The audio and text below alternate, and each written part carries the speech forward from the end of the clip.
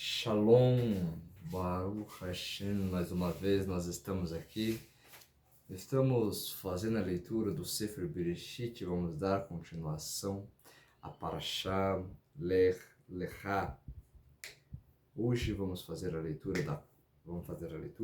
da quarta porção desta Parashá. E está escrito, e foi por volta dessa época que Amrafel, o rei de Shiná, e Arior, o rei de Elazar, e Kedorlaomer, o rei de Elar, e Tidai, o rei de Goim, fizeram guerra contra Berá, rei de Sodoma,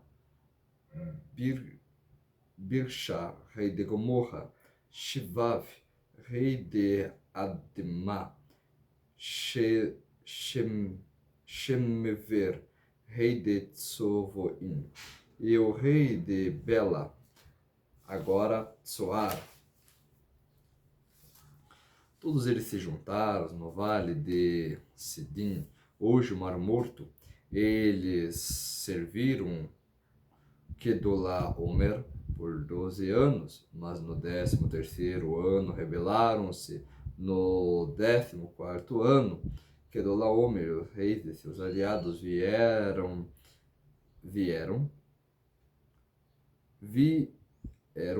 eles derrotaram os Refaíns em Ashterot, Karnaim, os Zuzim em Ram, os Emim em Shaver, Kiriataim, os Horitã e seus montes de Sheir, até Elpiparã, que está junto ao deserto. Eles então retornaram e viajaram a Mishpate, agora Kadesh, e eles conquistaram todo o campo dos amalequitas, assim como os emoritas que viveram em Hatzatson Tamar, os reis de Sodoma, Gomorra, Admá, Tsevoim, Belá, Tsoar, saíram contra eles. Eles tocaram as linhas de batalhas no vale de Sidim contra Kedorlaomer, rei de Elam, Tidal, rei de Goim, Amrafel, rei de Shinar, e Ariol, rei de Elazar. E eram 4 reis contra 5. O vale de Sidim estava cheio de poços de alcatrão. E quando os reis de Sodoma e Gomorra tentaram fugir, caíram nele. Os outros fugiram para as montanhas. Os vitoriosos tomaram todos os bens de Sodoma e Gomorra e todos os alimentos e partiram. Quando eles foram também levar o sobrinho de Abraão, Lot, e suas posses. Uma vez que eles estavam vivendo em Sodoma, aqueles que escaparam vieram e trouxeram as novidades para Abraão, o hebreu, e estava vivendo calmamente nas planícies de Moré, o Emorita, irmão de Eshcol e Aner, e eles eram aliados de Abrão. Quando Abrão viu que seus parentes estavam cativos, convocou todos os seus 318 combatentes, os quais tinham nascido em sua casa. Ele apressou-se atrás dos invasores, alcançando-os em Dan. Ele dividiu as suas forças contra eles, atacou nessa noite. Ele e seus servos, ele o atacou e perseguiu os invasores até Rová, que está na esquerda de Damasco. Abrão trouxe de volta toda a propriedade. Ele também trouxe de volta os seus parentes Lot e todos os seus bens, junto com as mulheres e as outras pessoas, Depois que ele retornou à sua vida sobre Kedorlaomer, os seus reis aliados, o rei de Sodoma veio para cumprimentá-lo no vale de Nível. Agora vale do rei. Melquisedeque, rei de Salém, trouxe pão e vinho. Ele era um sacerdote, o Deus Altíssimo. Ele abençoou Abraão e disse: abençoado seja Abraão ao Deus Altíssimo, possuidor dos céus e da terra. E abençoado seja o Deus Altíssimo, que entregou os seus inimigos em tuas mãos. Abraão, então, lhe deu 1/10 de tudo. Baruch Hashem.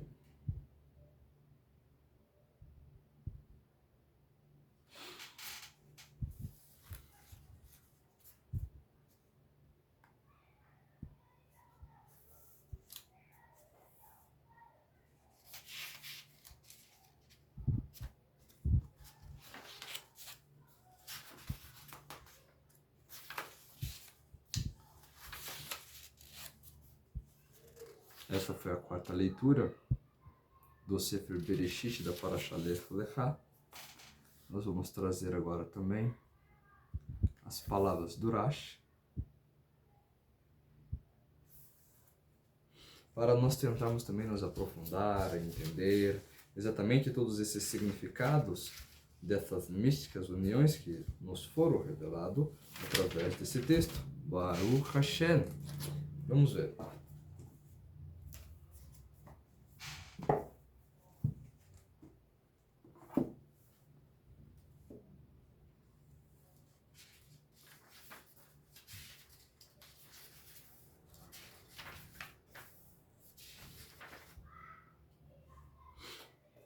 O texto nos revela assim: e aconteceu que durante na época de Amrafel, esse diz Urashi Enrod, que disse Amal a Avram: jogue-se, pou na fornalha ardente. Isso está em Bereshit Rabá, Midrash Tachumah Lech Lechá 6, Eruvi em 53a e Targum Yonatan.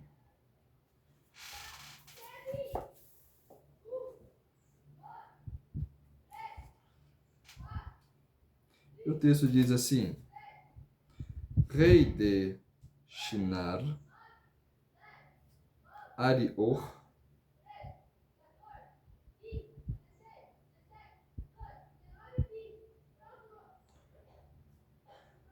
aqui no primeiro verso está escrito assim, ó: aconteceu durante a época. Durante a época, isso nós aprendemos também, Rabbeinu Meyuhaz. Literalmente, foi nos dias de Amrafel, ou foi nos dias de Amraf. Amraf, fontes talmúdicas o identificam como Nimrod, né? Acima 10:8, Tarhumá, Yonatan, Eruvim, 53, Rashi. Alguns identificam como o famoso Hanurabi, que em escritos antigos é referido como Hammurapi. Isso pode ser ocorrido no início do reinado, antes de ele ter construído o famoso império. E dali o rei é visto como Kedorlaomer. 14, verso 4, 5, 9. 4, 5 e 9.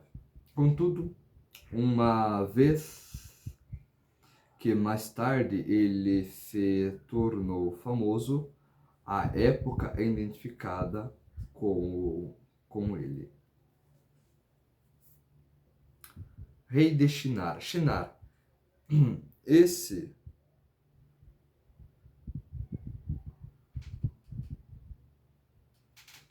identificado com Sumer, Targum Yonatan, é considerado como pontos, ver nota em 10:10, Em alguns manuscritos, no entanto, a leitura é Bogtos, denotado Bacta.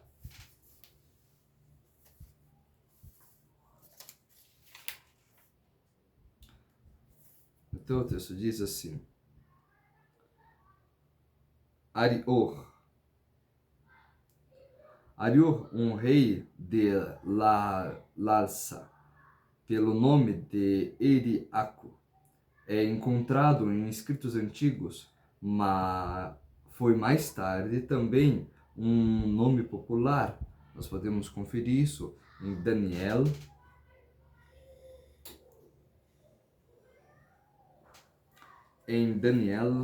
deixa eu ver aqui, capítulo 12, verso 14. Rei de Elazar. Esse é o mesmo Lazar, uma cidade justamente ao sul de Erer, e 160 quilômetros ao sul da Babilônia.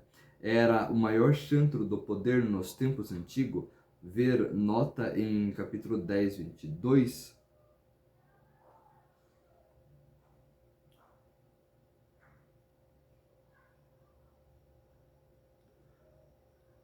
Rei de Elazar, Kedorlaomer. Kedorlaomer, em hebraico, Kadalaomer. Algumas fontes indicam que ele foi um dos generais de Angraf, Nimrod, originalmente que se rebelou e estabeleceu um reino independente. Isso está no Sefer Hayashar.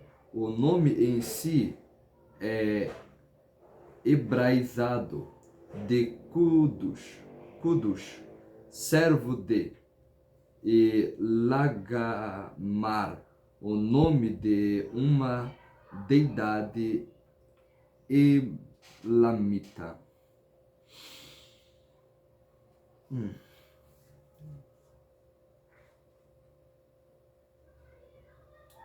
Rei de Elam. Kedorlaomer, rei de Elam, uma cidade e estado na área de Shushan. Podemos ver nota no capítulo 10, 22.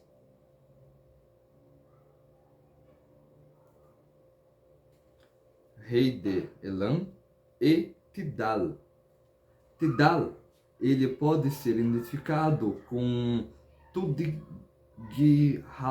ou Tudihailia. No texto cuneiforme, que foi rei de Kurdish, norte ou nação hititas. Tidal, rei de Goim. Então, Kedorlaomer, rei de Elam, e Tidal, rei de Goim.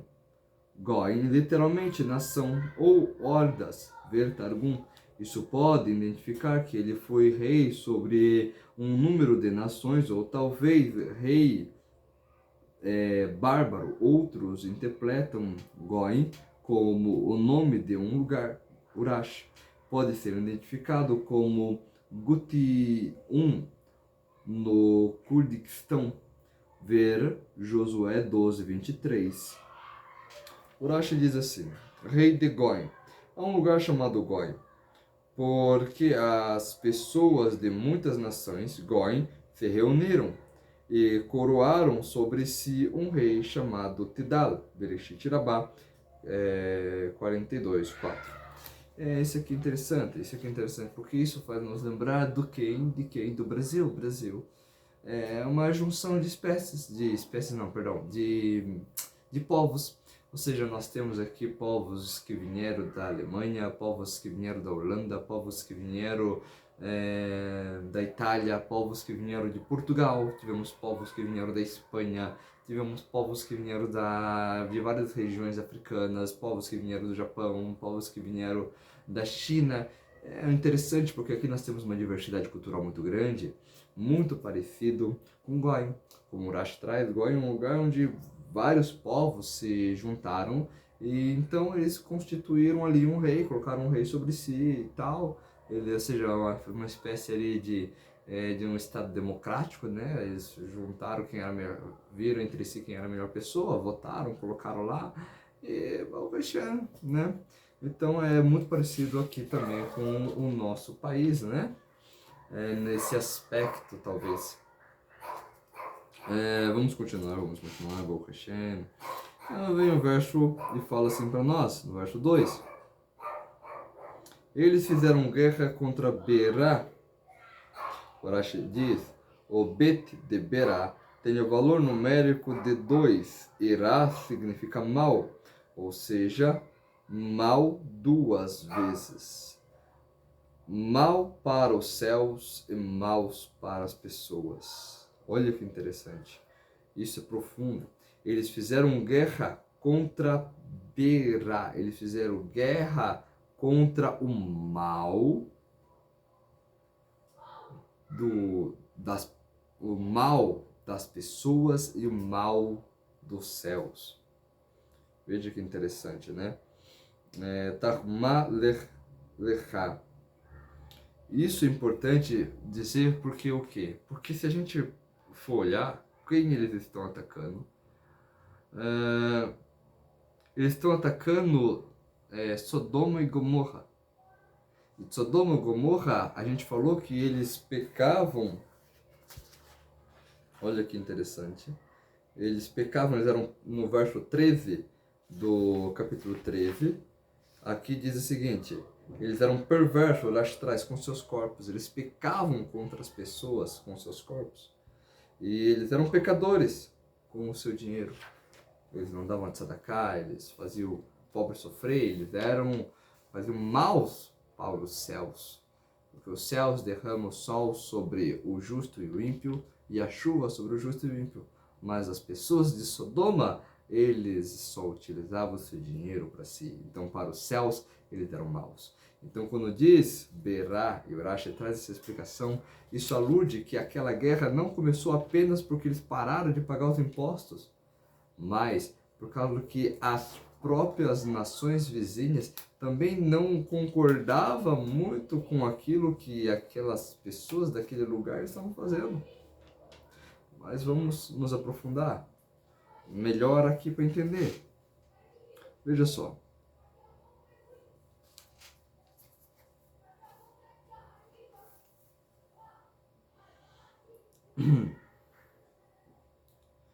Então, eles fizeram guerra contra Berá, rei de Sedom.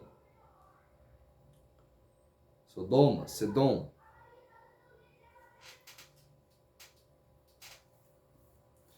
Rei de Amorra. Gomorra, né? Rei de Amorra.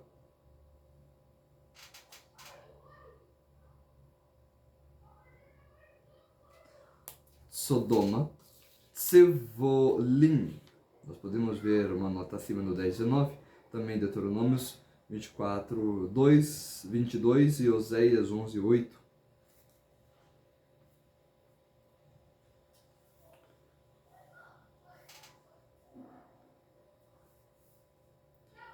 Birsha, rei de Amorra. Shinave, rei de Adma.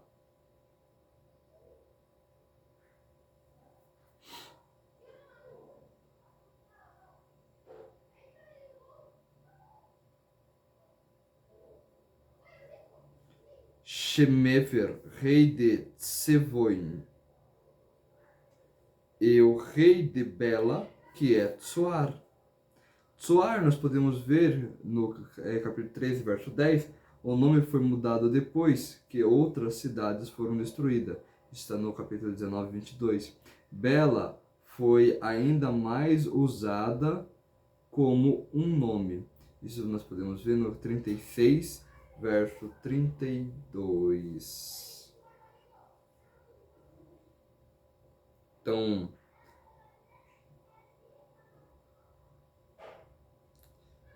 Birsha. Então, o texto diz assim: eles fizeram guerra contra Bera, rei de Sedom. Birsha, ele se destacou por sua maldade. Nós podemos ver isso em Tarma Lecha 8. Rei de Amorra. Shivave, ele odiava seu pai celeste, Soneave. Isso está em Tarumá, no local, rei de Admá. E Shemever, rei de Tsevoim, Shemever, ele colocou asas, Ever, para voar e para saltar, a fim de se rebelar contra Deus. Tarumá, no local. O rei de Bela, que é Tsoar. Bela era o nome da cidade. Aqui trazido pelo Rashi.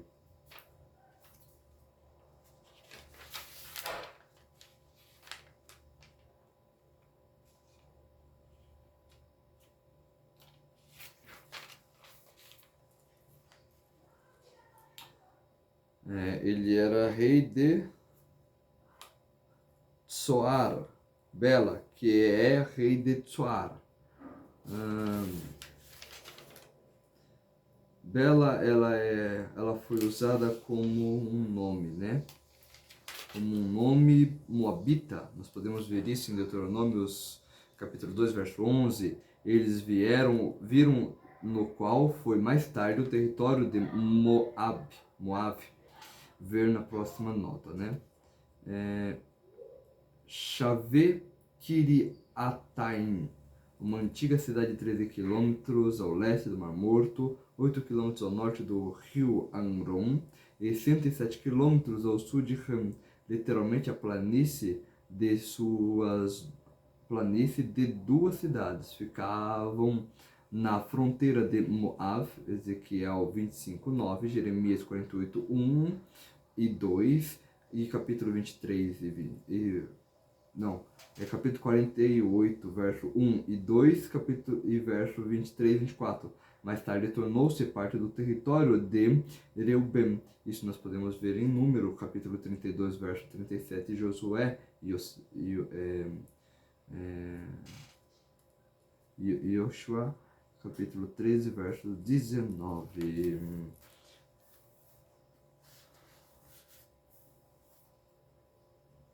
Bela, rei de Tsevoim, né?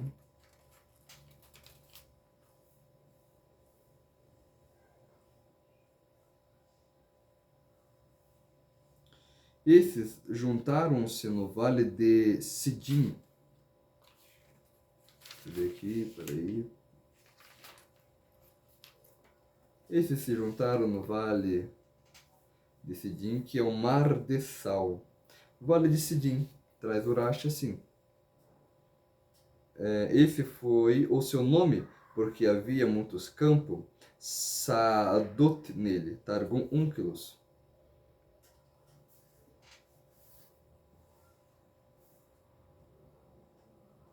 No vale, que é o Mar de Sal. O que é o Mar de Sal? Depois de um certo tempo, o mar correu para dentro dele, do vale, e tornou-se o Mar de Sal, mais conhecido como o Mar Morto.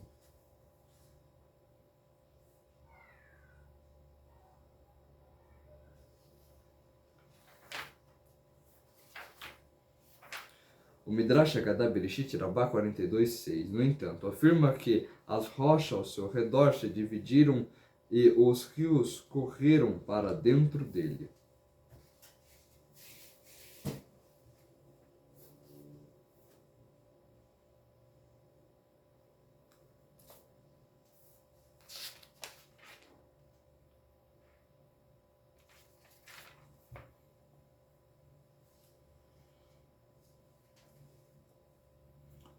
Então, se juntaram, né? Isso é, os reis,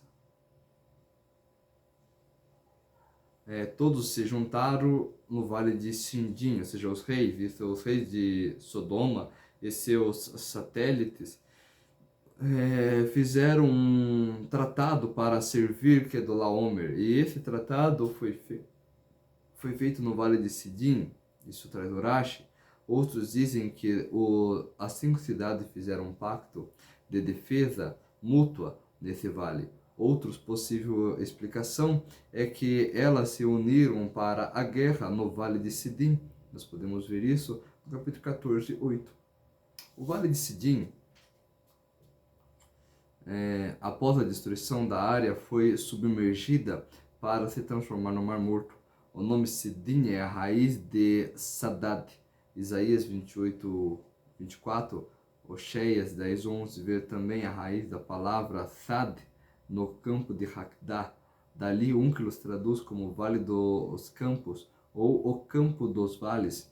Targum Yonatan considera como pomar do vale, mas como uma palavra que aponta, mas como a palavra para pomar é pardes, também pode ser considerado como paraíso do vale. Ver Bereshit Rabá 42, o Mar Morto. Em hebraico, Yam HaMelach, literalmente Mar Salgado. No tempo de Moshe, o Vale de Sidim não era mais conhecido e ele tinha de ser identificado. Essa planície estava no estava no que agora a parte sul do Mar Morto, o qual é mais abaixo, e esta planície estava no vale que agora é a parte sul do Mar Morto, o qual estava abaixo e geologicamente mais recente que é a parte norte.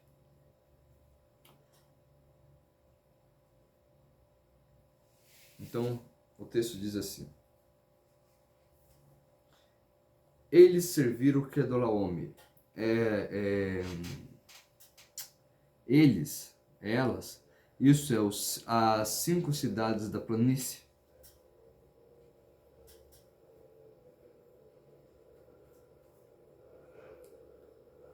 Por 12 anos. Esses 5 reis haviam servido a Kedolaomer por 12 anos.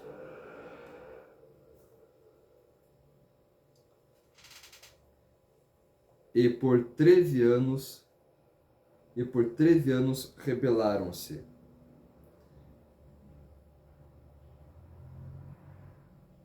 Deixa eu ver aqui.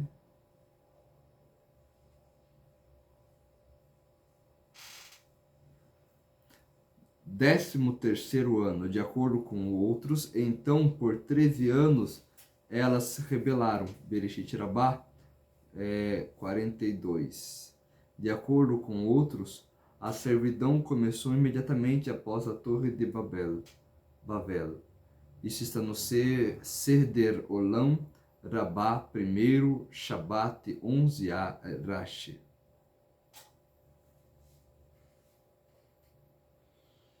No 14º ano do Kedolaome, os reis de seus aliados vieram, eles derrotaram os Refaim em Ashterot, Calnaion e Zuzim em Ram, e os Imim em Shaver Kiriataim. Então veja só que interessante, né? No 14º ano de sua rebeldia, veio Kedolaomer, uma vez que o assunto, o conflito em questão ocorreu por causa dele. Ele tomou sobre si o lado mais grosso da viga, ou seja, a maior parte da responsabilidade pela luta.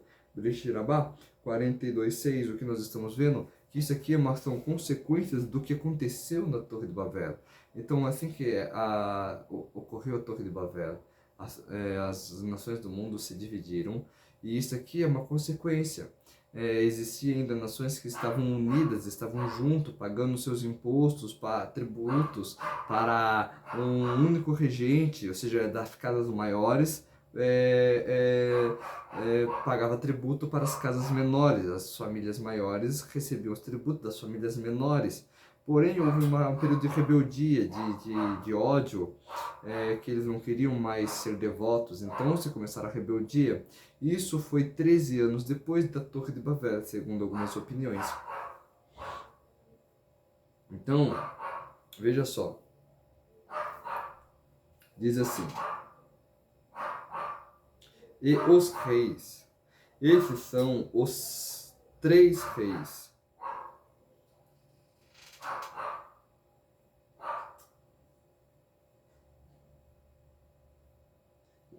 Seus aliados vieram, eles derrotaram os Refaíns. Derrotaram, literalmente golpearam, também pode significar mataram, atacaram ou conquistaram. Refaim, o Targum tem poderosos ou gigantes. Devarim, Deuteronômios, capítulo 2, verso 11, capítulo 2, verso 21. A terra deles foi prometida a Abraão, no capítulo 15 de Bereshit, versos 20. A parte dela foi dada aos descendentes de Lot. Isso nós podemos ver em Deuteronômio, capítulo 2, verso 20.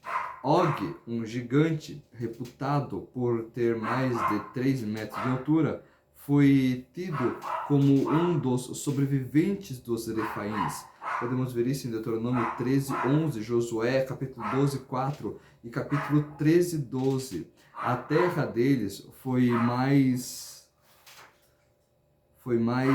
sobrevivente, perdão. A terra deles foi mais tarde chamada de Barshan, ao leste do Jordão. Deuteronômios 3, 13. Eles foram associados com os Perizitas. Isso podemos ver no livro de Josué e Yoshua, capítulo 17 e 15. Ver em Bereshit, capítulo 15 e 20. Algumas fontes identificam com os Hivitas. Isso está em Bereshit Rabá 44. E aqui diz assim, em Ashterot. Então eles derrotaram os Refaim em Ashterot. Deixa eu ver aqui. Ashterot Karnaim, a antiga cidade de Gêmeos, a 35 km do leste do Mar da Galileia, Kinneret, onde é agora o Golã. Realmente, Karnaim era um pouco mais de 3 km ao norte de Ashterot. Og viveu perto dela. Mais tarde, Yoshua, no capítulo 9, 17, Josué capítulo 9, 10, não 17, 10, capítulo 9, verso 10, e no capítulo 12, verso 4, no capítulo 13, verso 12, em Edrei, Deuteronômios, capítulo 1, verso 4, podemos também ver no Rashi, de Deuteronômios, capítulo 1, verso 4. Asterot foi também o nome de uma deidade sidonita.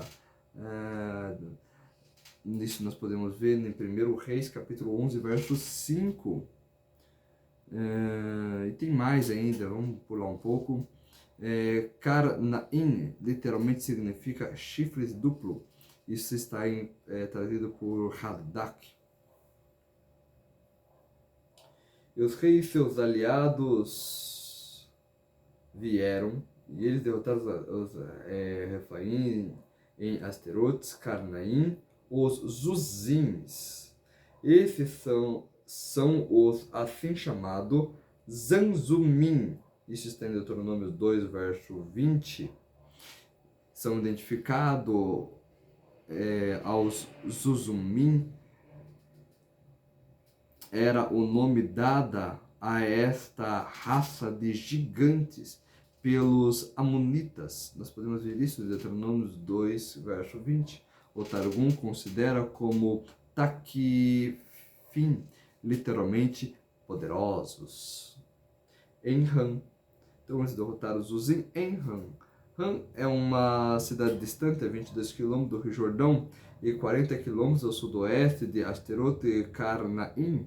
Assim, nós vemos que os atacantes vieram do norte em direção ao sul. Algumas fontes, no entanto, apresentam esse versículo, os Uzim, entre eles Bereshit Rabá 42. Isso vem de Deuteronômios 2:20, onde os Uzim são identificados com os Refaíns. Os Emir. Peraí, deixa eu ver aqui. Isso. Os Emir. Emir, literalmente, formosos, está em Targum, um nome dado aos Refaim, aos gigantes, pelos Moabitas, em Deuteronômio 2, verso 11. Eles... Opa. Deixa eu trazer mais para cá. Eles viveram no que foi mais tarde o território de Moab. Ver uma próxima nota em... Deixa eu ver aqui. Xavé Kiriataim, uma antiga cidade de 13 quilômetros. Tá aqui, ó. Os Emir em Xavete Kiriataim. Vamos ver, 13 quilômetros ao leste do Mar Morto, 8 quilômetros ao norte do rio de Moab. Ezequiel, capítulo 25, verso 9, Armearro, capítulo 48, verso 1, verso 2, verso 23, verso 24, mais tarde tornou-se parte do território de Reuben. Deixa eu ver aqui. Xavé Kiriataim, uma antiga cidade. Não, tudo bem.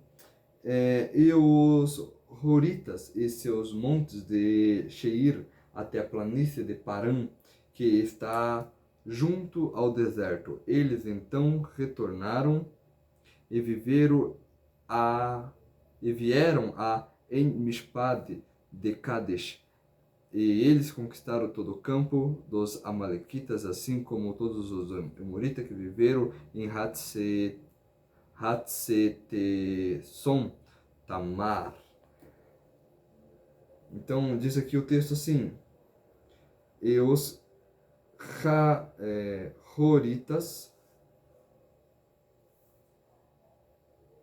deixa eu ver, Horitas em hebraico, Horites. Esta forma os habitantes originalmente de Seir, os quais foram mais tarde expulsos e destruídos pelos descendentes de Esaú.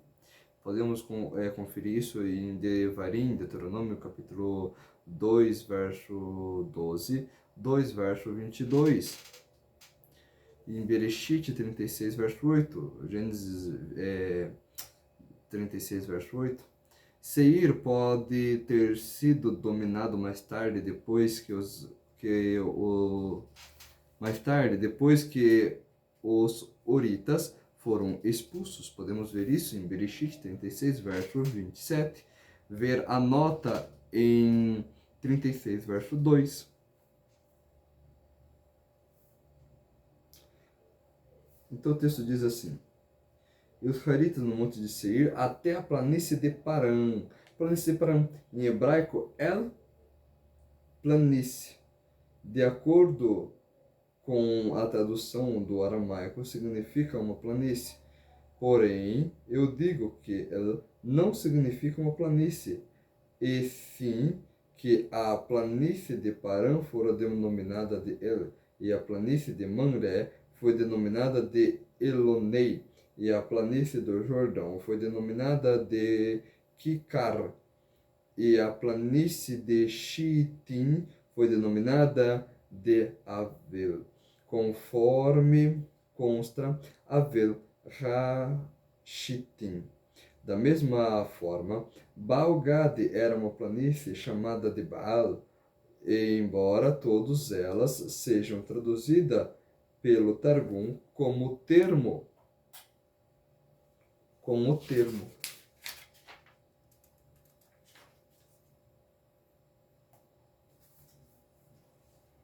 Mishor, que é planície. Cada uma delas tem um nome complementar que acompanha a denominação geral.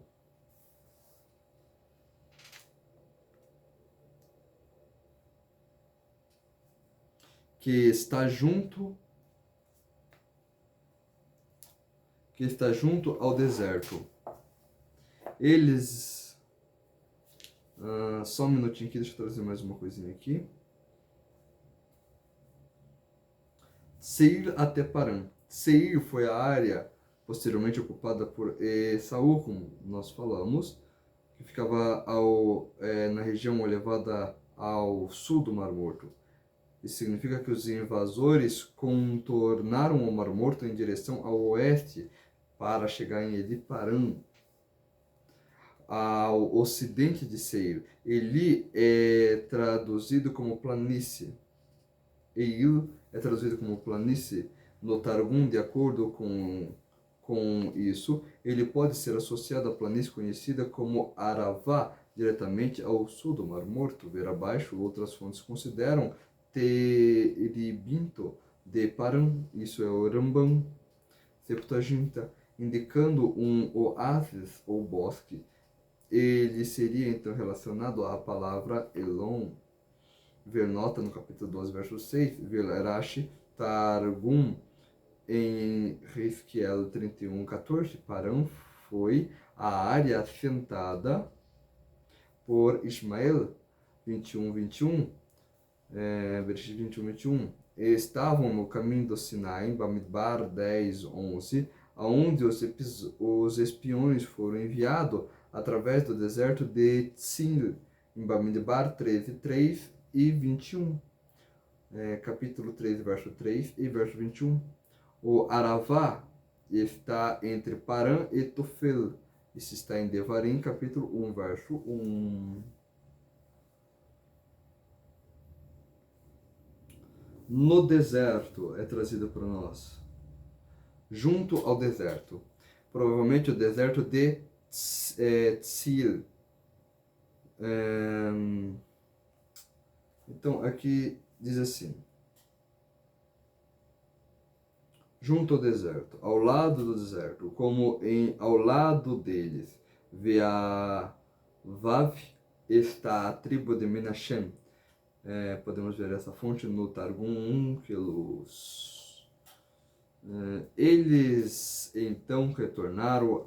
Nós estamos vendo muito gigantes e povos que descenderam daquela época do Mabur, também consequências de coisas, como falo isso, de uma limpeza do Bambur, que ainda sobrou certos resquícios daquele mundo anterior, causando novamente como se fosse um espírito, vamos dizer assim, daquela confusão que existia naquela época, trazendo aquele clima de novo daquela época, aquele clima de guerra, roubo, violência, que a gente vê em Sodoma e Gomorra, né?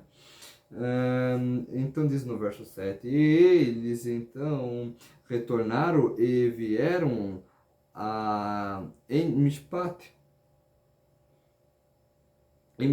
que é Kadesh, tradução literal de En Mishpat, é a fonte do julgamento e acima, e foi chamada dessa forma por causa do futuro, uma vez que Moshe e Aharon haveria de ser julgado por causa do que ocorreria em relação à fonte, que são as águas de Merivá, as águas da revolta, né?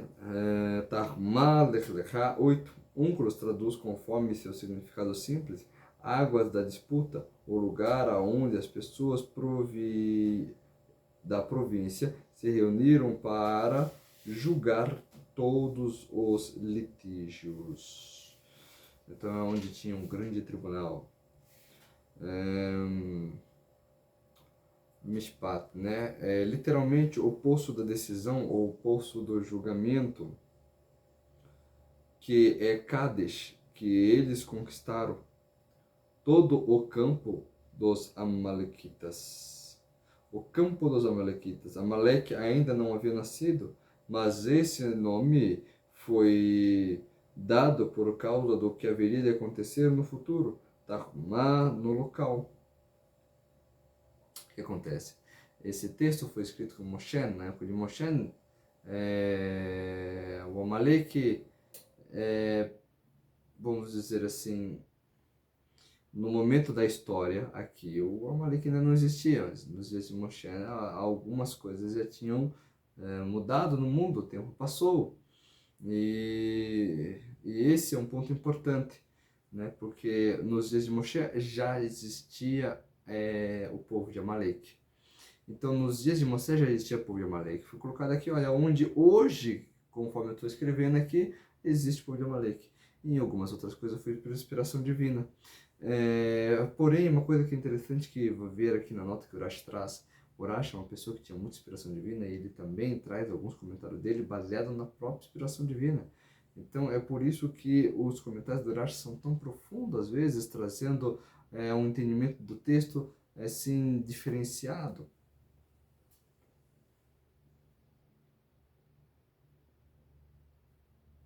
Vamos lá, deixa eu ver aqui. Assim como os Emoritas que viviam em Hatzetesson, Tamar.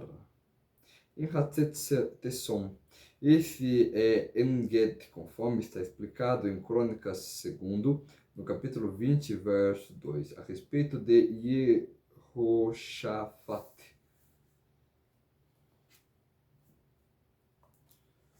Isso aqui é importante. Jehoshaphat, tá bom.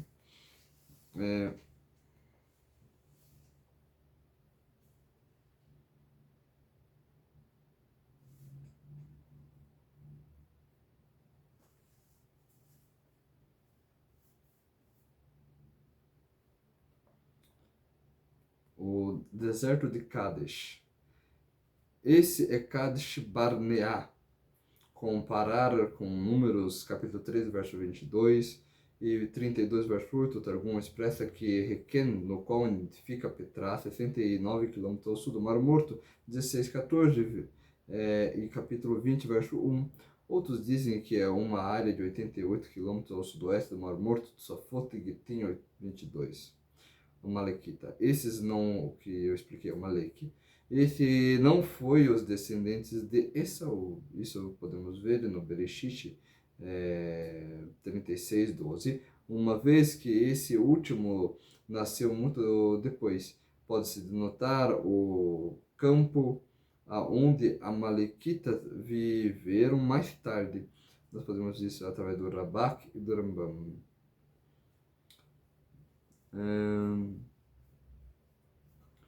Assim como Emoritas. Os Emoritas podem ver uma nota já sobre eles no capítulo 10, verso 16. Os reis de Sedom e Amorra.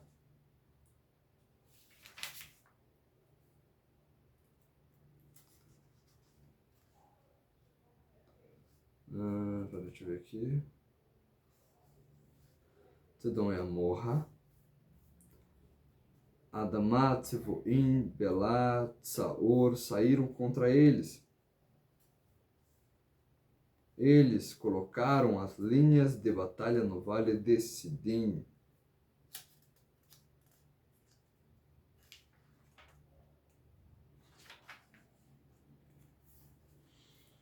Contra Kedolaomer, rei de Elam, Tidal, rei de Goim, e Anrafel, rei de Shinar, e Ariur, rei de Elazar, e eram 4 reis contra 5 reis.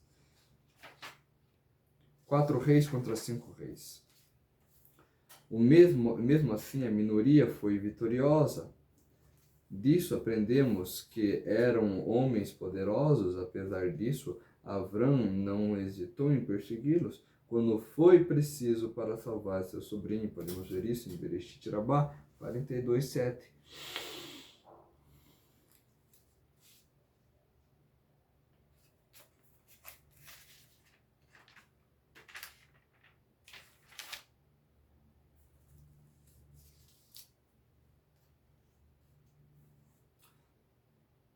No Vale de Sidim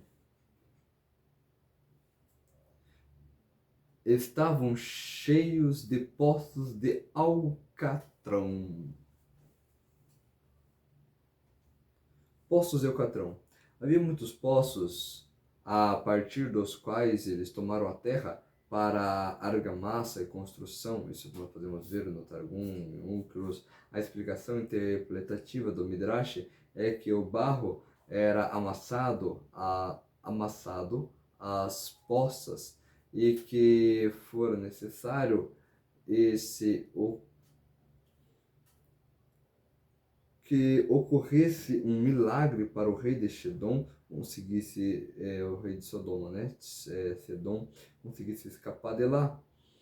Isso se passou porque algumas pessoas não acreditavam que Abrão houvesse sido salvo milagrosamente de Ur dos Kasdim, da fornalha dos caldeus. Mas quando o rei de Sedom escapou milagrosamente da argila, eles retroativeram acreditando em Abraão. Bereshit Rabá. Então, lembrando que o rei que nós estamos falando é Nimrod.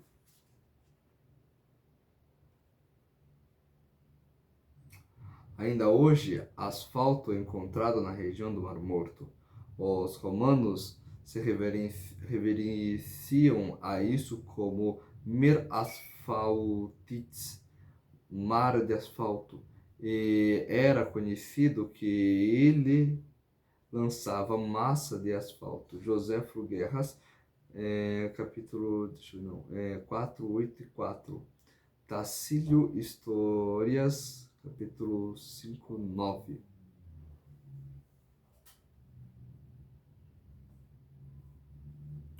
E quando então os reis de Sodoma e Amorra tentaram fugir, caíram neles. O restante fugiram para as montanhas. Isso é, as montanhas no oeste do Mar Morto, na direção de Efron, onde Abraão estava vivendo. Eles fugiram para a montanha. A palavra hebraico Herá tem o mesmo significado que lechar para a montanha. Qualquer palavra que precisa de um lamed adicional no início para significar a preposição, para poder ter também rei, adicionado ao lado final como igual função gramatical. Mas há uma diferença entre Herá e Hahará, pois o reno final da palavra toma o lugar do lamed inicial da palavra, mas não substitui o lamed vocalizado com um patar sobre ele que, caso teria a preposição para seguida de um artigo definido. Assim, Herá é igual a Lehar, e ainda El-Ha é uma montanha, mas não especifica que é a montanha para a qual cada um fugiu. Mas, quando a letra rei é implementada com El-Hahar ou com Lehahar para montanha, referindo-se a uma determinada montanha que é conhecida e especificada na seção.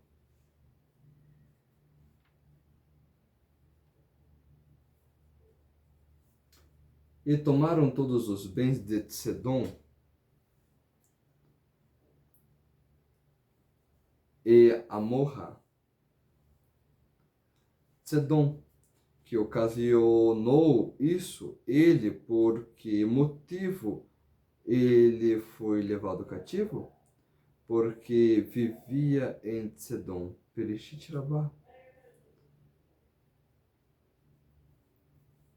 E todo alimento partiram,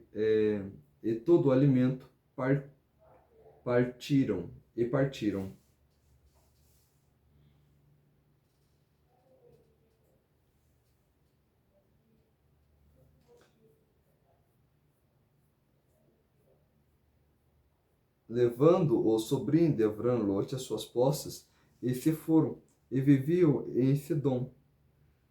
E vivia em Sedom. Ou seja, aqui nós já estamos vendo que o desligamento dele com Abraham teve consequência séria. O desligamento com o Tzadik tirou dele a proteção que ele poderia ter. E por mais que ele vivesse não dentro de Sedom, ainda de Sodoma, ele vivia nas margens, ou até Sodoma estava a terra dele, ele foi levado junto. mesmo que ele não morava dentro da cidade, em outras questões. Já que ele estava próximo demais daquele seu inimigo, foi levado também. Mesmo não tendo familiaridade ali, mesmo não tendo uma família, alguma coisa assim que fixasse ele ali como membro antigo daquela terra, foi levado porque já não tinha mais a proteção de Hashem. Desculpa. Vamos ver aqui. E veio o sobrevivente e trouxe novidades para Avram. E veio o sobrevivente, aqueles que escaparam. Alguns colocam no singular o refugiado. De acordo com o significado simples, esse foi Org, que escapara da guerra, e por isso está escrito, só Org sobreviveu do restante dos Refaíns. Assim se entende o significado de sobreviveu, pois Amrafel e seus aliados não o mataram quando feriram os Refaim e Ashterot, Kalnaim, Midrash Targumá. Midrash Bereshit Rabbah dá outra explicação. Esse é Org que escapou da geração de Dilúvio, e esse seria o significado de partir do restante dos refalins, conforme foi dito, acima no capítulo 6, verso 4, os nefilins estavam na terra, e Org pretendia que Abraão viesse a ser morto para se casar com Sara. Aqui um Midrash, ele conta assim que Org se agarrou na parte de trás da arca, e ali ele se fixou, e quando Noah viu que ele estava ali, que ele não ia largar ela, então ele fez um buraco na arca, ele começou a alimentá-lo, e ele comia uma quantidade de comida gigantesca, mas mesmo assim Noah alimentou em todo o período da arca, e assim ele sobreviveu. Esse mesmo sabia que Sarai era muito bela, e por isso ele desejava ela.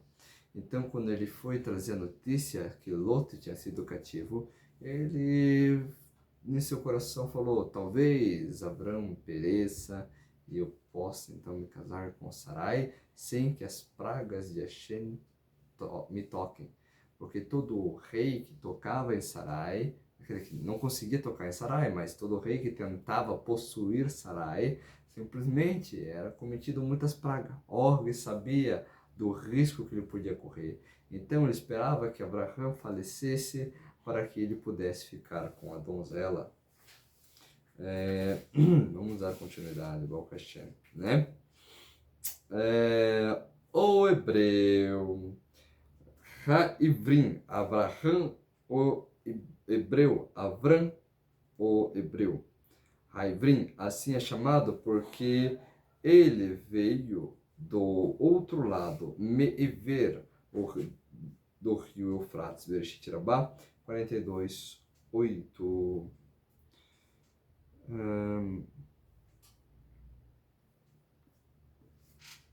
Ele veio, que estava vivendo na planície de Manré,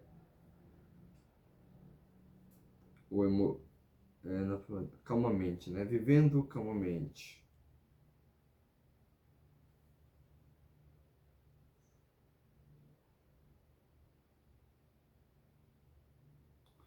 Na planície de Manré, o Emorita, irmão de Escol, e Ener, eles eram aliados de Abraão. Midrash conta, na verdade, que esses não eram apenas aliados comuns, eles eram 3 príncipes, né? Avram ouviu que seu parente estava cativo, ouviu de quem? Ouviu de Org, e armou. Deixa eu ver aqui. Conforme Onkelos, Vezaretz armado, assim como em Vaharikoti Aharihen Harev, que traduz um cruz como e eu, eu me armei com minha espada contra você, e como em eu vou me armar, Arik, com minha espada, e em armar-se, Verharik, com uma lança e flecha. Bereshit Rabá, capítulo 43, verso 2.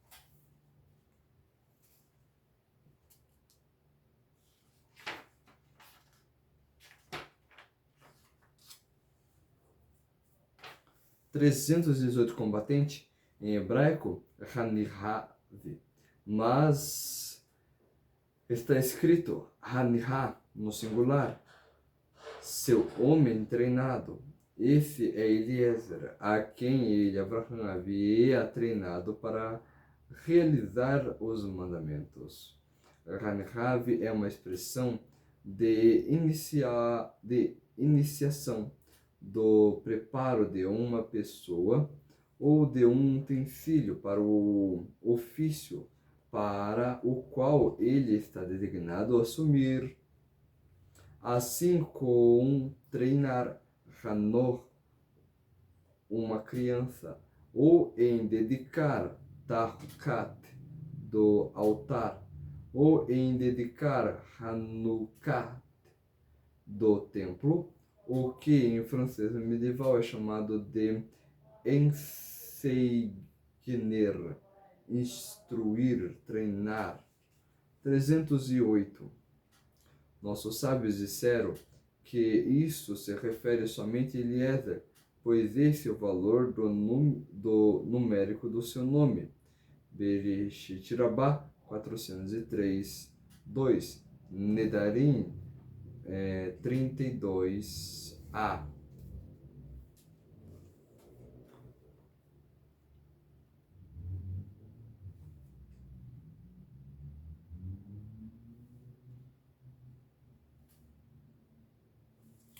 Então,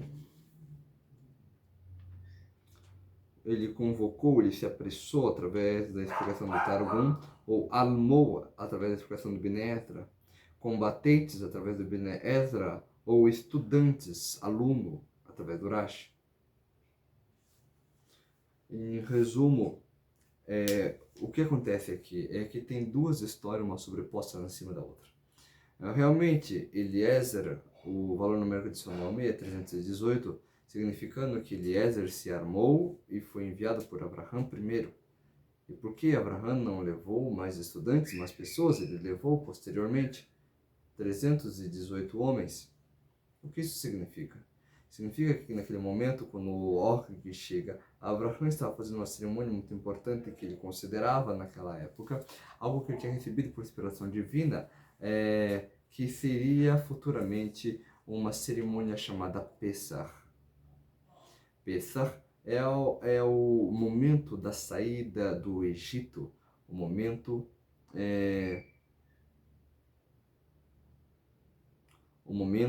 em que Hashem tira o povo judeu do Egito.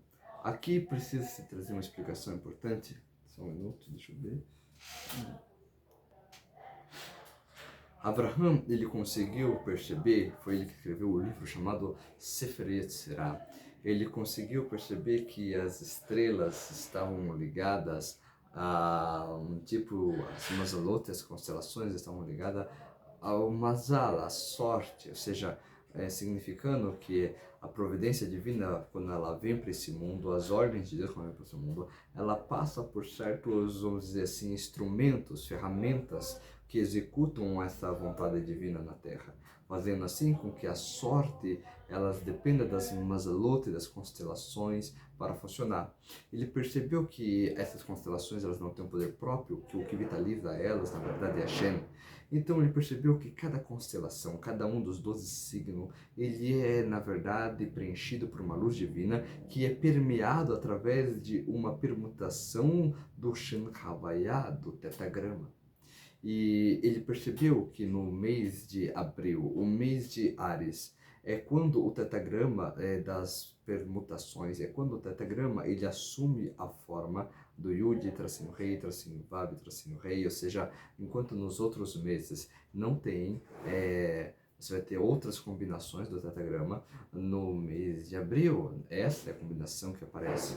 E então ele sabia já por inspiração divina, através do estudo dessas energias, dessas forças, desses conhecimentos sagrados, ele percebeu que esse era o momento, não que ele sabia exatamente o que ia acontecer no futuro, mas ele sabia que era esse o momento que Deus iria se revelar com forte poder, com forte glória, porque o tetagrama ele representa a transcendência, quando Hashem ele está deixando a imanência, aquilo que ele é o todo e tudo é ele, né, onde ele só ele que existe, ou seja, na verdade toda a natureza é Hashem, todo o universo é Hashem.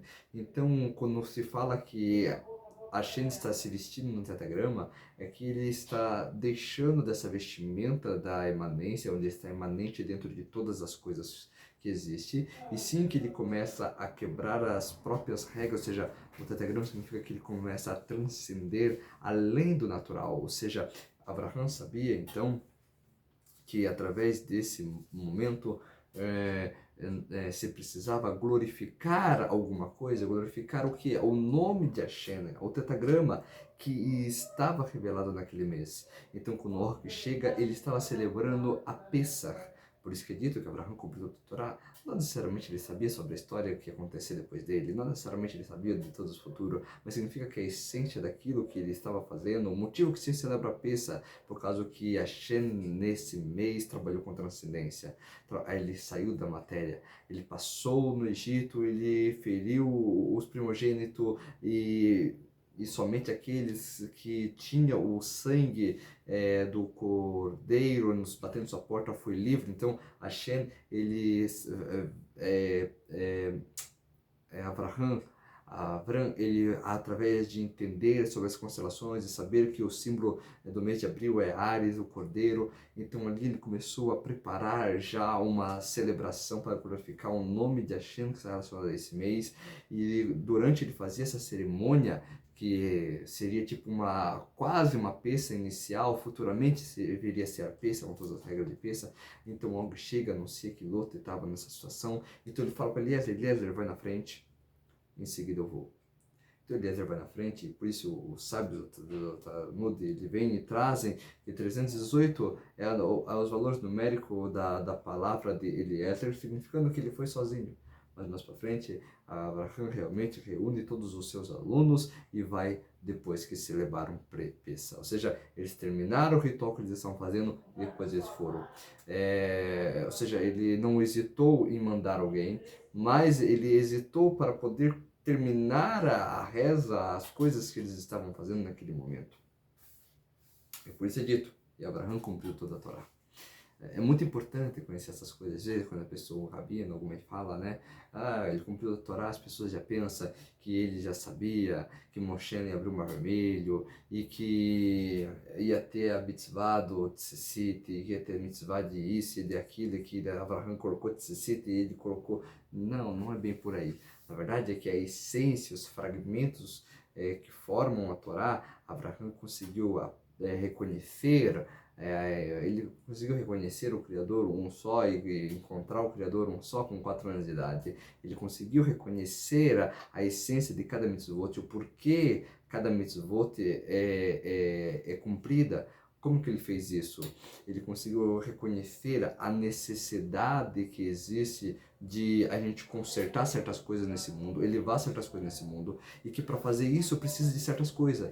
Então essas certas coisas que é necessário para elevar algumas coisas é o que ele via como necessário, o que ele fazia à sua maneira, através da sua inspiração divina, do seu Ruach HaKodesh, da Shekhinah que pairava sobre ele, e ele ia fazendo aquilo, tentando se conectar de uma forma muito, vamos dizer assim, muito cabalística realmente, que era o que Abraham era, e isso porque ele era um Ben Noah, lembrando, um Ben Noah, E então ele transmutava aquilo dali, ele conseguia perceber que sem aquilo ele não conseguia se elevar, sem aquilo outro ele não conseguia se elevar, então ele conseguia perceber isso, e essas percepções que ele tinha futuramente foram colocadas na Torá, como Shem, como aquilo que realmente Abraão percebeu, mitzvot necessária para a elevação do homem.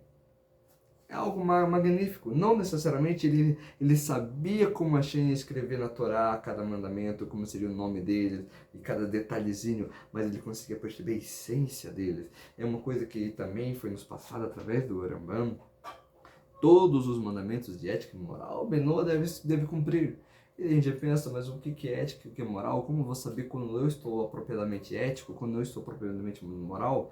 Dependendo do meu país, a minha ética muda. Então, sendo assim, se eu estou morando em um certo lugar e a minha ética é alterada, como a gente vê na história de Lot, onde ele falha, ou seja, a ética é alterada no decorrer de que quando eu chego com uma moral e eu tento aplicar a minha moral num lugar onde a moral deles é diferente da minha, a minha própria ética deve ser alterada, ou seja, a ética que eu tenho entre minha família, entre os meus, eu preciso fazer certas alterações, entre os pastores de Lot e tudo mais, eles fizeram certas alterações para eles poderem conviver em Sodoma, fazendo assim com que a influência que eles receberam de Sodoma foi tão forte que afetou a moral deles, mudando a moral. Então, quando fala que todas as leis de ética e moral devem ser cumpridas, como eu devo entender o que é ética e o que é moral? Aonde eu devo procurar ética e moral?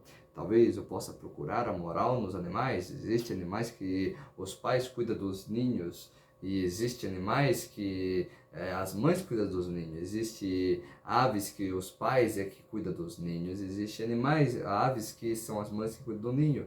Existem aves que elas lançam os seus filhotes para fora do ninho. E existem aves que que esperam seus filhotes pular para fora do ninho. Eu vou procurar por talvez nas nações, né? Existem nações desenvolvidas, talvez eu deva seguir a ética, a moral delas. Então, talvez eu possa me respaldar nas grandes nações que já existiu. Talvez Roma seja uma nação ética o bastante para mim me respaldar nela, afinal ela conquistou o mundo, mas não me parece moralmente certo. Afinal, Roma foi uma grande, como que eu falo assim, bárbara também, né? Por mais que bárbaro para eles era uma expressão de quem não tem conhecimento e não se envolve na criança deles. Mas vamos lá, que situação é essa? Sanguinários e tudo mais, os gregos são as mesmas coisas e com muito despudor. Os alemães a Alemanha nós tivemos uma época em que foi a Segunda Guerra Mundial, elas aprisionaram judeus, elas fizeram tortura. De quem que eu vou tirar o exemplo de ética? Como que o Rambam pode falar que eu devo me espelhar na ética? Então, qual é a ética que eu devo me espelhar? Na ética judaica. Na ética dos sábios, do tzadik, dos justos, e olhar ali e ver a essência do porquê eles fazem aquilo. Olhar aquele mandamento e ver a essência. Tá, mas esse mandamento eu não cumpro, eu não sou judeu. Tá, mas por que eles estão cumprindo isso? Qual que é o conceito disso? Uma vez que você entendeu o conceito disso, agora você pode parar e falar o seguinte, tá, então, se eles fazem isso, por mais que não seja uma obrigação para mim fazer, o que eu aprendi disso? É como se a própria mitzvah, que nós não é nos permitida cumprir, fosse literalmente uma drachá, como se fosse uma alusão ao que nós precisamos cumprir. Então veja só, nós não guardamos Shabat, por exemplo.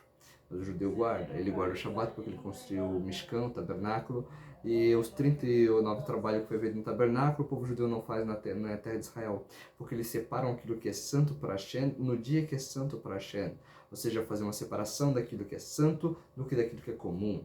Então, no dia que é santo, se faz a separação daquilo que é santo, não se repete aquela grandeza, aquela santidade nos dias comuns. Então, como que eu posso fazer isso? Então, talvez eu deva separar o santo do comum. Como que eu vou separar o santo do comum? Não estou falando de guardar o Shabat, mas sim de entender o que aquilo ali está querendo dizer, qual é a mensagem que ele está trazendo. Aí, uma vez que você pensa isso, você fala o seguinte, poxa, separar o santo do comum. Bem, se eu estou com uma casa suja, será que é interessante eu gravar vídeos de Torá? Ou se eu estou com uma casa suja, será que é interessante estudar a Torá naquele ambiente? Talvez seria não interessante eu primeiro limpar a casa e depois eu cuidar do assunto de Torá? Sabe, se eu tenho um animal e agora eu estou estudando Torá, ou se eu tenho um animal, mas agora eu estou lavando a louça, é, mas eu sei que já está tarde, será que o animal não está com fome? Então é interessante eu continuar lavando a louça ou é interessante eu dar comida ao animal? Qual que é o modelo aqui a se seguir? Eu tenho que separar o que é santo do que é profano. O que é santo? Santo é doar. E o que é comum? Comum é as obrigações que eu já tenho que fazer, não que é profano, perdão, mas o que é comum. As obrigações que eu tenho que fazer, a louça tem que estar limpa, o estudo de Torá tem que ser feito. Então, primeiro eu vou fazer o que é santo, vou dar comida aos animais, depois eu volto, não vou deixar ele com fome. Esse é o pensamento que é transcendente. O pensamento que faz a gente aprender. E era o que Abraão fazia. Ele conseguia olhar as coisas, entender a essência dessas coisas, e então depois disso ele conseguia correr atrás de cumprir mais mitzvot, de adquirir mais mitzvot, de conseguir fazer mais. E mesmo sendo Ben Noa, o texto da Torá acaba falando que ele cumpriu, os sábios da Torá acabam falando que ele cumpriu toda a Torá, no sentido, não que ele conheceu a Torá, isso ele não conheceu, não que ele leu a Torá porque isso ele não leu, não porque veio um anjo e ditou a Torá para ele porque isso não aconteceu, mas sim que ele recebeu a Torá, que ele conseguiu entender os conceitos, que pode até ter vindo um anjo explicar para ele, mas que não explicou a Torá em si, mas sim que tirou as dúvidas dos conceitos, da essência, do porquê as coisas são feitas e como se aproximar de fazer. Baruch Hashem. Isso é um Bnei Noah. Aquele que quer se aproximar de Hashem com toda a sua força, com todo o seu coração. Então, diz assim: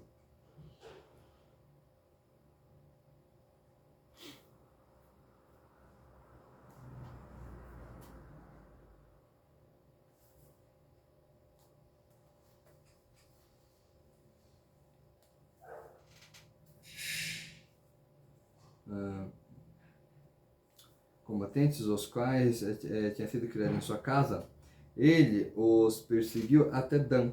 Até Dan, lá se enfraqueceu, pois viu que o fruto de seus filhos iriam erigir um bezerro de ouro. Isso está em Sanhedrin 96a. A referência é em 1 Reis. E ele, Yorovão, colocou em Betel e o outro colocou em Dan.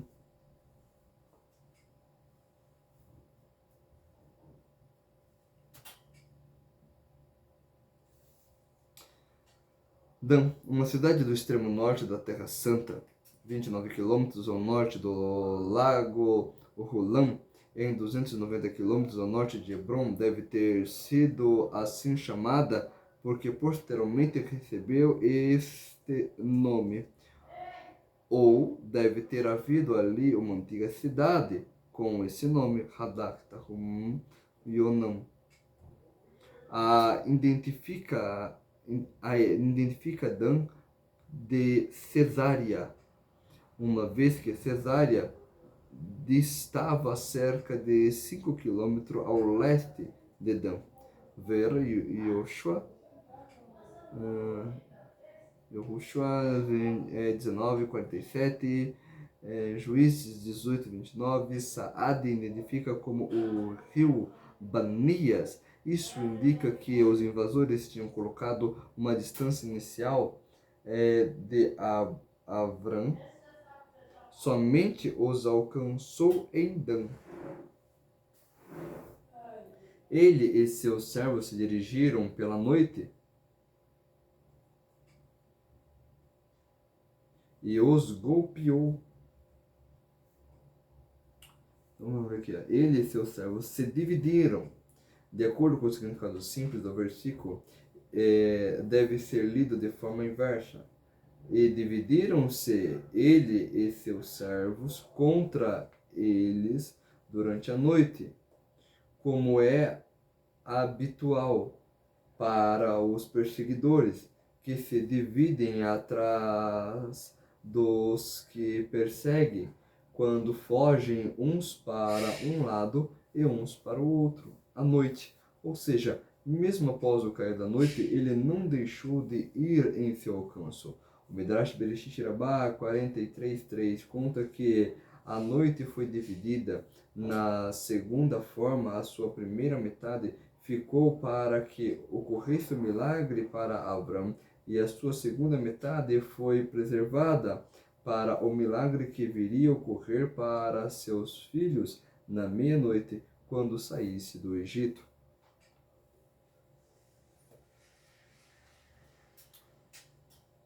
E os golpeou e os dispersou até Rová.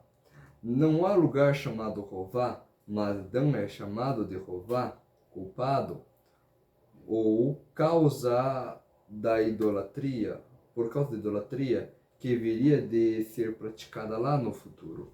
Tarumar, Lech Lechá 13. Ver Judite, capítulo 4, verso 4, 15, verso 4. Essa não é identificada, mas uma vez que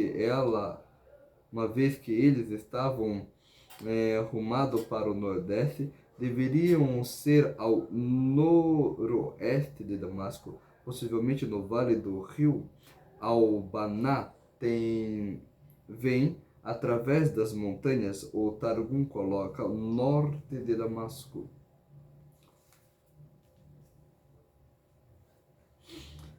Que estava à esquerda de Damasco, e perseguiu até Rová, que está à esquerda de Damasco. Damasco é a capital da Síria, 67 quilômetros ao nordeste de Dan, uma distância que eles poderiam provavelmente alcançar num dia. Ver nota em capítulo 30, verso 36.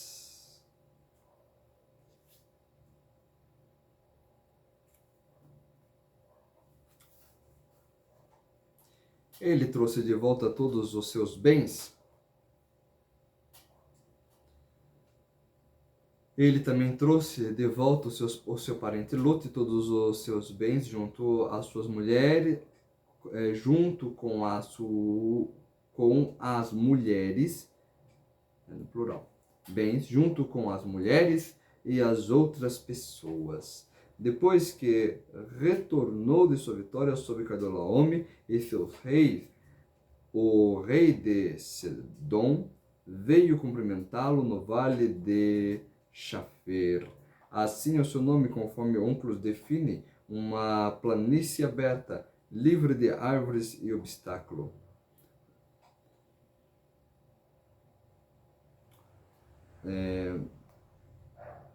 Vale de nível, em hebraico, Elmete Shaver.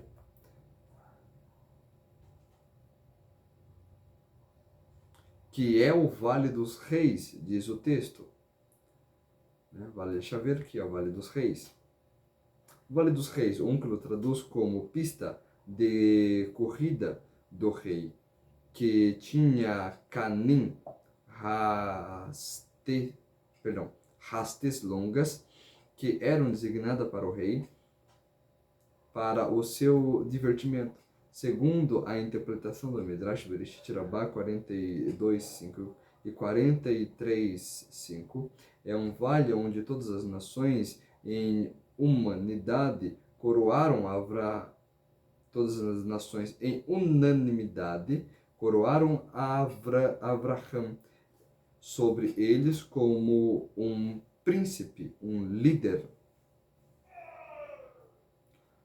Vale dos Reis, Elmek HaMelech, era provavelmente próximo de Jerusalém. Nós podemos ver isso em 2 Shmuel, capítulo 18, verso 18. Então aqui tem algo muito maravilhoso.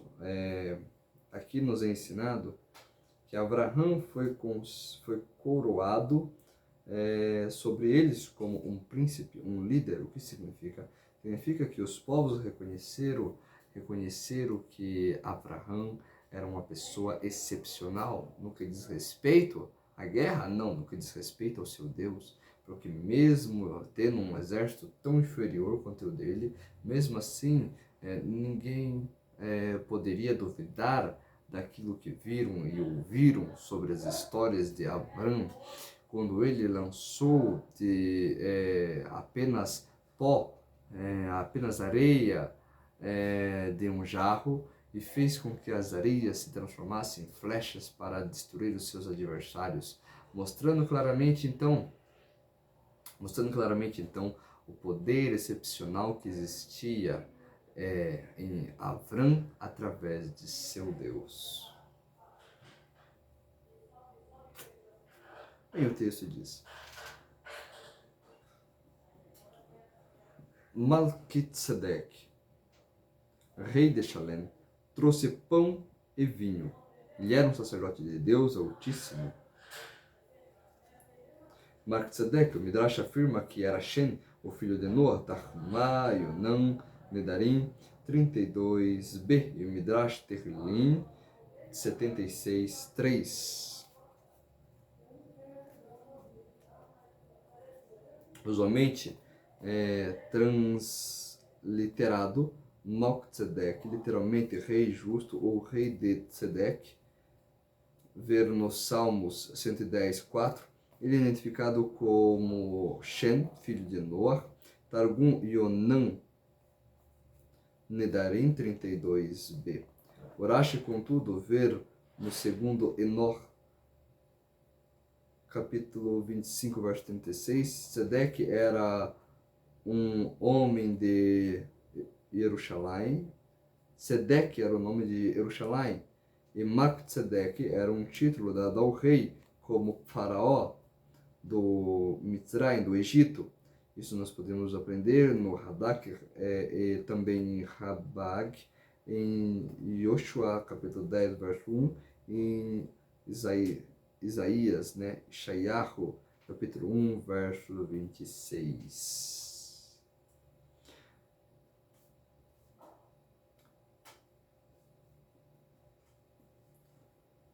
Ele abençoou, dizendo: seja Avram,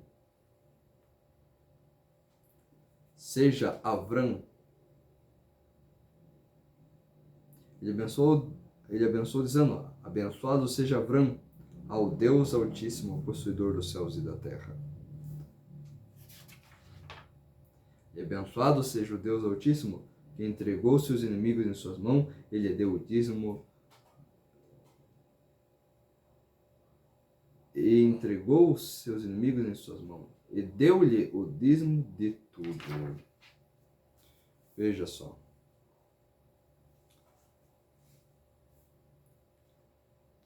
Malquitzedec, ele entregou pão e vinho. O costume é que isso fosse feito para os que voltassem cansados do campo de batalha, e que Malquitzedec demonstrou dessa forma que não tinha qualquer rancor contra Avraham, por matar seus filhos, os descendentes, no combate. Não filho, mas descendente, porque Shem vem todas as descendências de Shem que nós já estudou. Inclusive o próprio Avraham também é descendente de Shem. Ou seja, era filho de Melquisedeque.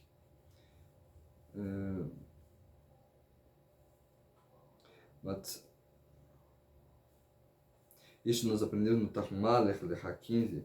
Segundo o Midrash Bereshit Rabbah 43:6. Melquisedeque fez isso em alusão às oblações e libações de vinho que os filhos de Abraão iriam oferecer lá em Jerusalém no futuro. Olha só que maravilha aqui, né?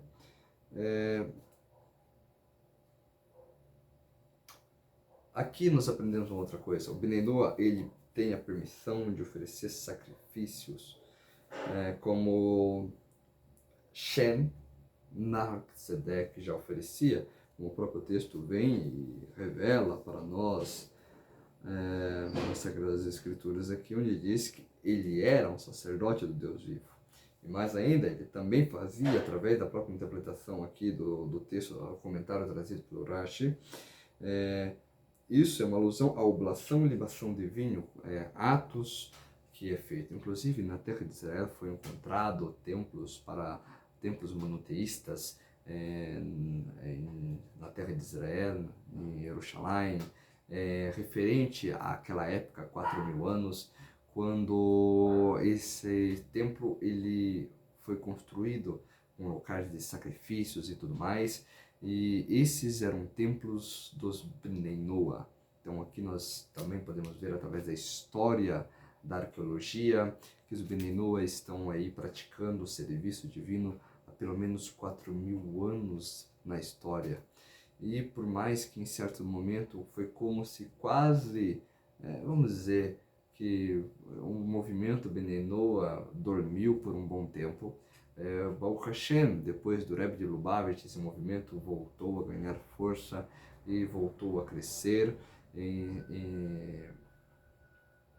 no trabalho do serviço divino.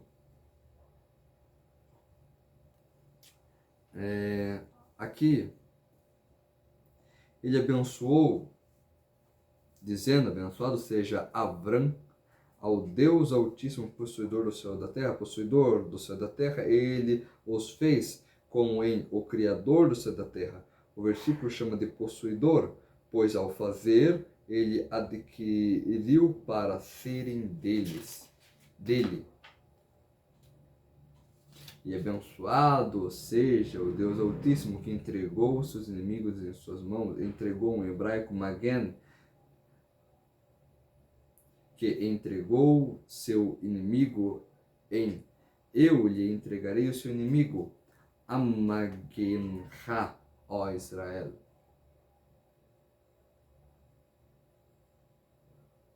E deu-lhe Avram deu a ele o dízimo de tudo que era seu, pois Melquisedeque era um sacerdote. Isso é trazido em Bereshit Rabá 44:7. Então Avram cumpriu mais uma mitzvah, a mitzvah de dar a 10ª parte para os sacerdotes.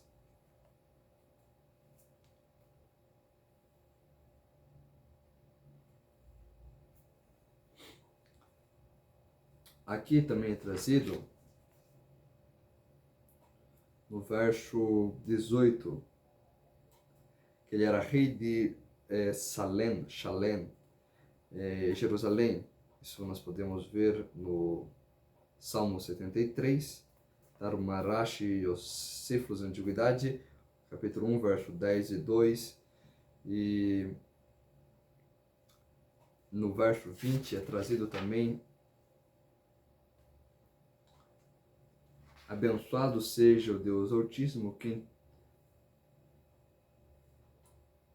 entregou seus inimigos nas suas mãos e deu-lhe o dízimo de tudo. O dízimo é maser em hebraico, literalmente o dízimo. E é exatamente como nós aprendemos no capítulo 28 e capítulo 28 de Bereshit, verso 22, e também em Devarim 14, 22.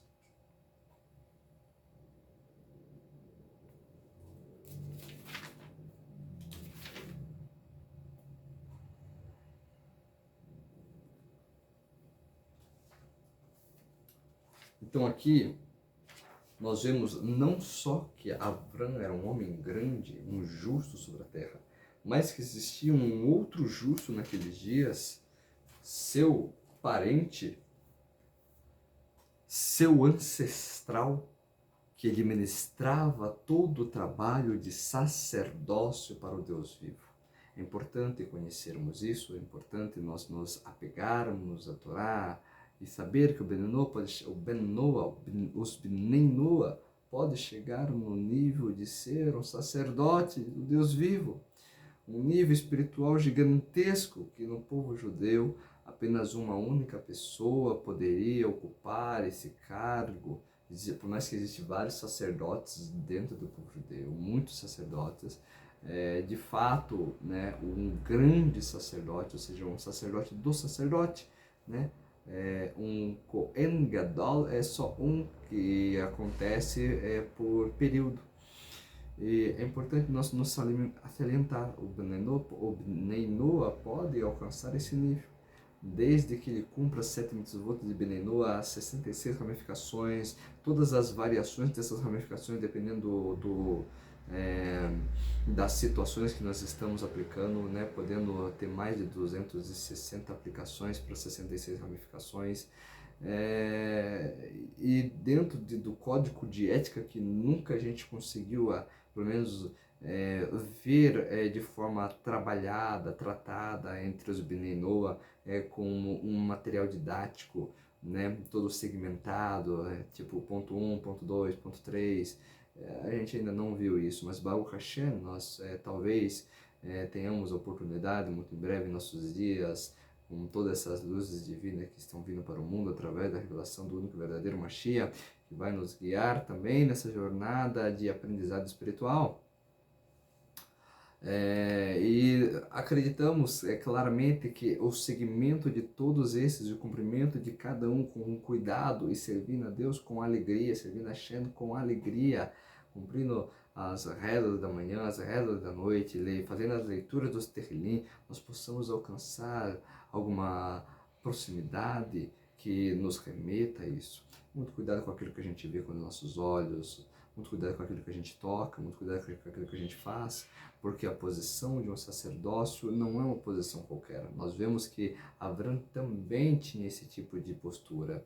Como nós sabemos isso? Porque Avram várias vezes construiu altares, como relata várias vezes, relatou no texto, que Abraão também construiu altares, sendo assim, na época do Beit HaMikdash, o Bnei Noah, as nações podiam levar suas oferendas para lá. E as nações, elas não necessariamente precisa do Beit HaMikdash para fazer louvores, cântico para Hashem, para fazer uma elevação, uma oblação, alguma coisa para Hashem, desde que ela esteja sendo instruída através de um mestre do povo judeu, no qual que esteja lhe ensinando da forma de não errar, na forma de não transgredir nada. Então ele também pode estar fazendo, né, nessas ações, essas caparotes que são devidamente permitidas para o Bnei Noah. Eu fico por aqui, Shalom, Shalom, e até a próxima.